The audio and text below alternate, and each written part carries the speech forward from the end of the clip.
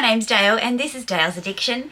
Thank you very much to Kat L for tagging me to share the 10 luxury items that I would repurchase. I have to admit, being a consumer of luxury items now for well over, let's call it 10-15 years, and that's not including if I go way back to my luxury sunglasses obsession where it all started. It was really hard for me to kind of just narrow it down to 10 things that I would repurchase, but I've kind of added a bit of a loophole and made it 10 things that I'd repurchase as a priority, and then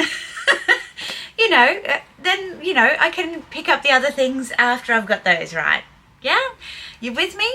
Cool. It's a good problem to have, isn't it? So one of the first things when I started to think about it is things that I wear every day and that I don't take off. And the first things that came to mind were earrings.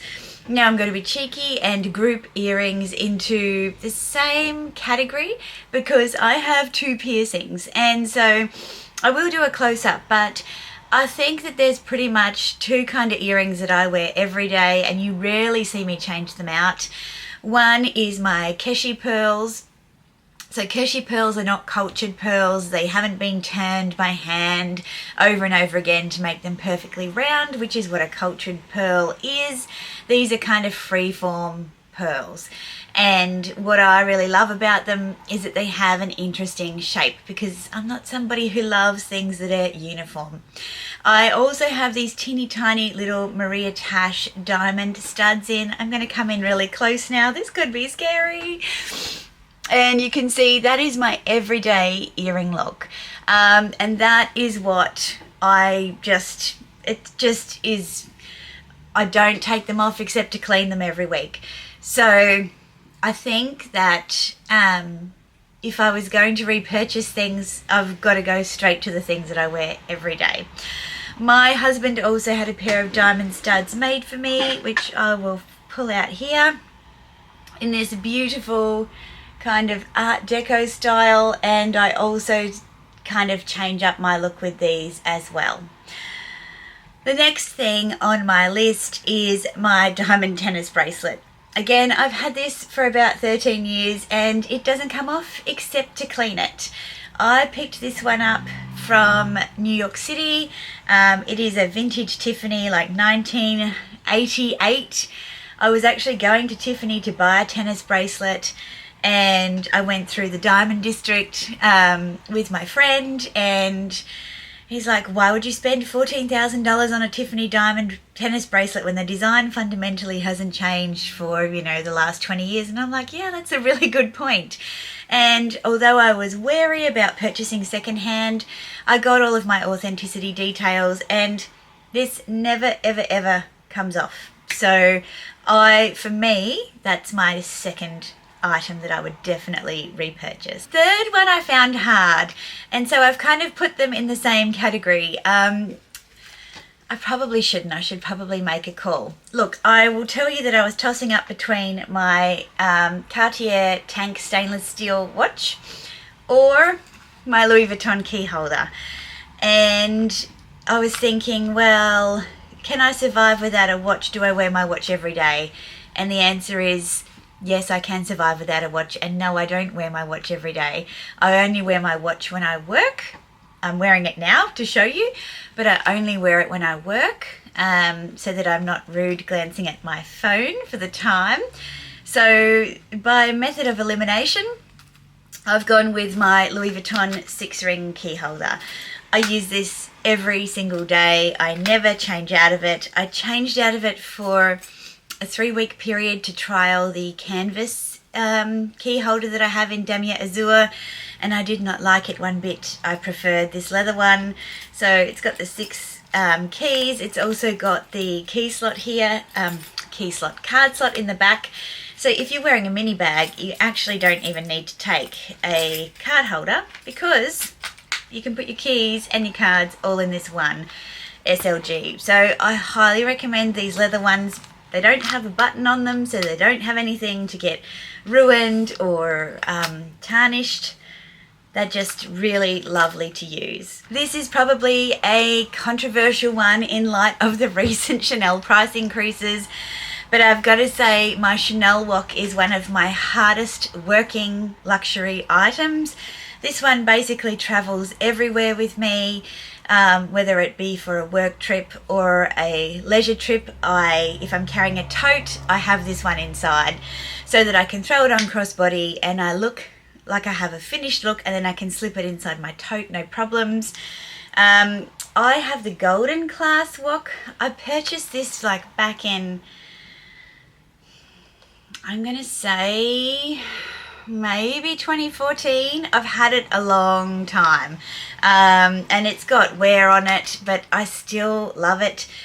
Would I guess that the question is, would I repurchase at today's prices? I think I would buy one pre-loved. I would look at one pre-loved. I don't think I could justify $6,000 for this. To myself, that's the only person I need to justify to, right? But yes, I would look for this pre-loved. That's how I'm going to answer that. The next bag that I have is the Fendi Peekaboo. Now, I have a white Peekaboo, which was my first Fendi bag, and that's a mini. And I have this violet Peekaboo in the small ICU size. I think it would depend on, it would depend on a few things. I actually really like this ICU because it does have the sag. So I'm going to go with the small ICU as my preference over the mini if I had to repurchase one first. Because I feel like this is what I love about the Peekaboo. If the minis were to do this more quickly, like my white one really hasn't sagged yet, and this one was really quick. I don't know, that's triggering for people, I'm sorry. But I just always love carrying this bag. I have a lot of bags, and so I don't really tend to favour any bags on the daily. It is a top handle, but I feel like if I only had a handful of bags, I would use this a hell of a lot more than what I do with my vast collection. And the Peekaboo for me is the classic that I am drawn to it because it's so modern and it has a personality and it has so many interesting details. And I think that bag for me really is my love affair with Fendi. It's that modern classic, it's the colour that I love, and it's that done but undone style. So for me, for a repurchase, it would definitely tick all of those boxes. Now the next one is a bag item as well, and it's a wicker bag. Now if I was to be more specific, it's going to be really tricky for me to choose, but controversially, because I have like 3-4 wicker raffia straw bags, you can see I've got the Fendi Sunshine Shopper up there, I've got my Dior wicker My Lady Dior. Just here I have my Fendi First in the raffia as well, but the one that I would repurchase, it's my Gucci, the glazed wicker linear Cestino bag. I picked this one up like 2020, $1,500 pre-loved, and it has been worn. I just think it's just my easiest grab and go. There's something about the colour, the texture, the shiny gold hardware that just makes it so easy to pair as a neutral with texture, and it goes from day to night perfectly. So this one, on a cost per wear basis, has definitely earned its keep, and it deserves to be in the 10 items that I would repurchase first. Now the next one I don't have here to show you, but I'm going to throw some pictures up here, is a classic Burberry Trench.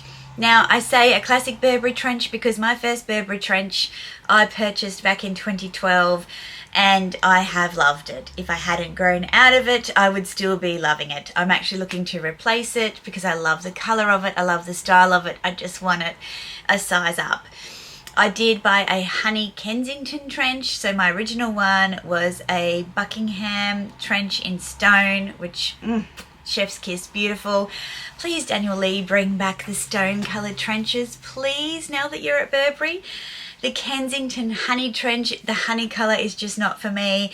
I can make it work by having cool colours underneath the trench that kind of throw up onto my face, but if I just have warm colours with that trench, it makes me look ill.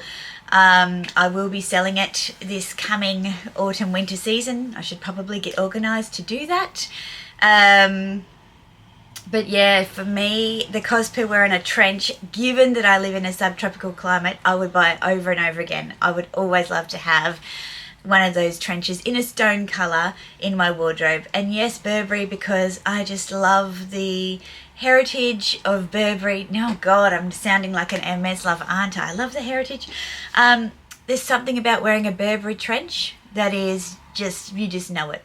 And for me personally, I'm that fickle person that loves wearing a Burberry trench. The next luxury item that I would repurchase would have to be these Celine sunglasses.